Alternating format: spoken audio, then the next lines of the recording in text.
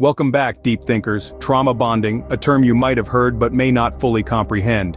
It's a phenomenon that affects 1 out of every 5 people in relationships, yet it's barely spoken about. Trauma bonding is a complex emotional attachment, often rooted in cycles of abuse and intermittent reinforcement of reward and punishment.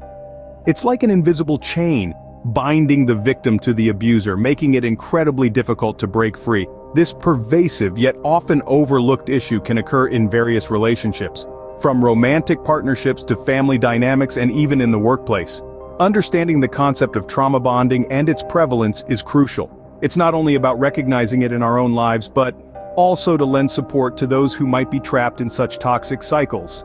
In this video, we'll take a deep dive into the 7 stages of trauma bonding, using real-life examples to illustrate each stage.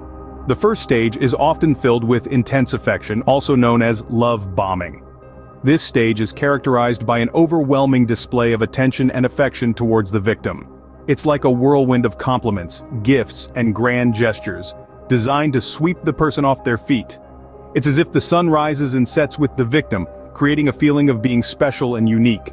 Let's take a scenario from a romantic relationship. Imagine you have just met someone who seems to be everything you've ever wanted. They shower you with love, adoration, and promises of a perfect future together. It feels like a fairy tale, right? But here's the catch. Love bombing is not about love. It's a manipulative tactic used to gain control and power. The aim is to make the victim emotionally dependent, setting the stage for a trauma bond. But as we'll see in the next stage, this intense affection is not what it seems. Stage 2 brings us to the devalue stage. This phase often feels like a sudden switch has been flipped. The person who was once showering you with affection and praise suddenly becomes critical and dismissive. Let's consider a family scenario, for example, where a parent may start belittling their child, making them feel worthless and unloved. This could manifest in comments about their appearance, intelligence, or capabilities, often disguised as jokes or constructive criticism. The child, wanting to regain the parent's love and approval, may try to change or improve themselves to meet the parent's unrealistic expectations. This devaluation can be subtle and manipulative, leaving the victim confused and questioning their own worth. It's a cruel strategy designed to break down the victim's self-esteem and make them more dependent on the person causing the harm. This devaluation sets up the stage for the third step in the trauma bond process. The third stage is the discard stage, a harsh reality many face. This stage is marked by the sudden withdrawal of affection and attention. The person who was once the object of intense love and admiration is now left feeling worthless and discarded.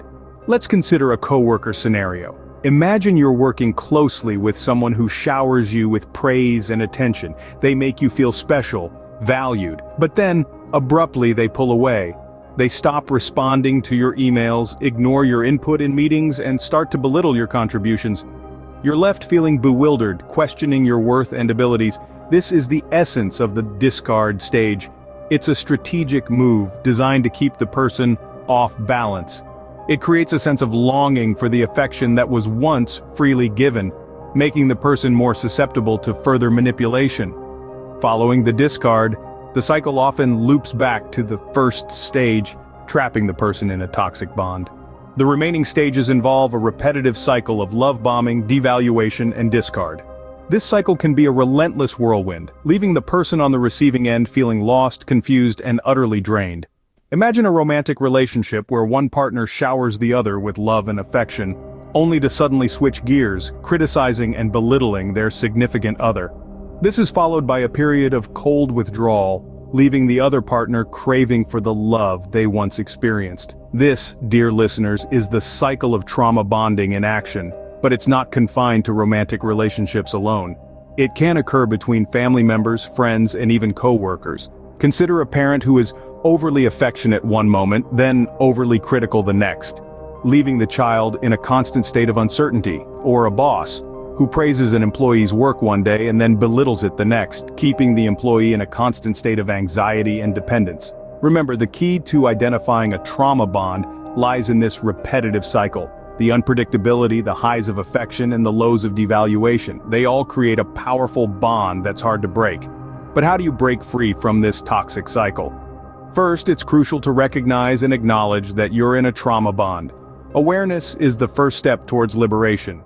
Second, seek professional help. Therapists and counselors are trained to guide you through the process of healing. Third, establish firm boundaries. This might mean cutting off contact with the person causing the trauma or setting limits on how they can treat you. Lastly, practice self-care. Prioritize your own needs and feelings. Nurture yourself with kindness, compassion, and patience. Remember, breaking free is not a one-time act. It's a journey, a process that takes time, courage, and support.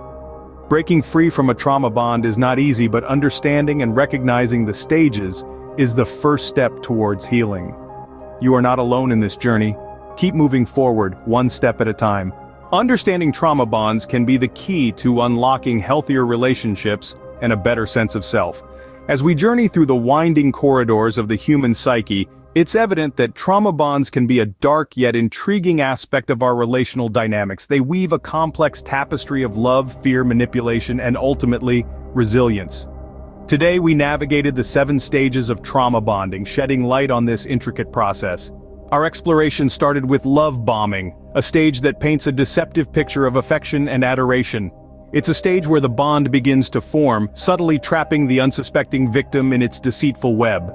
And then, without warning, the devalue stage sets in, chipping away at the victim's self-esteem and creating a whirlwind of confusion and self-doubt. The discard stage, a harsh and abrupt rejection, follows next, leaving the victim grappling with a sense of abandonment and loss. It's a stage that can be incredibly damaging, yet it's also a crucial turning point in the trauma bond. It's the stage that can spark the start of a journey towards liberation. The final stages, 4 through 7, are a testament to the human spirit's strength and resilience. They remind us that breaking free from a trauma bond is not only possible but within our reach, given the right support and resources. They show us that no matter how deep the wound, healing is possible. Remember, knowledge is power. Understanding trauma bonds is the first step towards breaking free from their hold. It's an essential step towards reclaiming our self-esteem, our sense of self, our right to healthy and respectful relationships. But remember, you're not alone in this journey. If you or someone you know is in a trauma bond, don't hesitate to seek help. Reach out to a trusted friend, a counselor, or a support group. There's strength in numbers, and there's strength in you. Thank you, Deep Thinkers, for joining us on this important journey. If you found this video helpful, please remember to like, comment, and subscribe. Together, we can continue to explore the depths of the human mind.